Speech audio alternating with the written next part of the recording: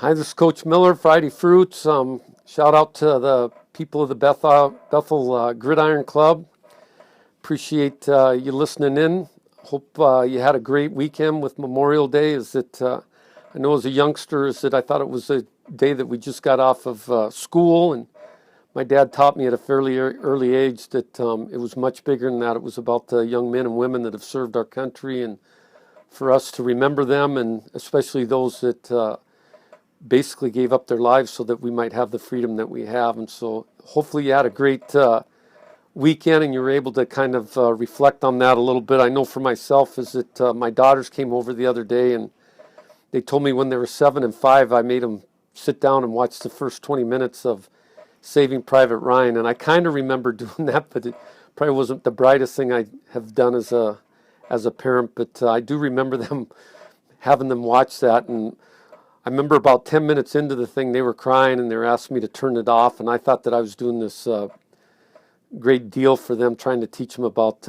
patriotism and what it means that we have the freedom we did. And it must have had a little of impact because both my girls have gone into education and they're both history ed teachers. So it must have had some type of impact there. So I want to kind of piggyback off of that a little bit, and I want you to take a look at Hebrews chapter 12. The whole chapter is really good, but I'm going to focus these next couple weeks on verses 1 through 3. And the third verse says, consider him, and it means Jesus. Consider Jesus, who endured such opposition from sinful man so that you may not grow weary and lose heart. And I think as we celebrated Memorial Day is that we need to sometimes reflect a little bit, and because the gospel is wrapped up in those two words, consider him. That's the gospel, is that hopefully remember what Jesus did on the cross so that we might have life and we might have it to the full.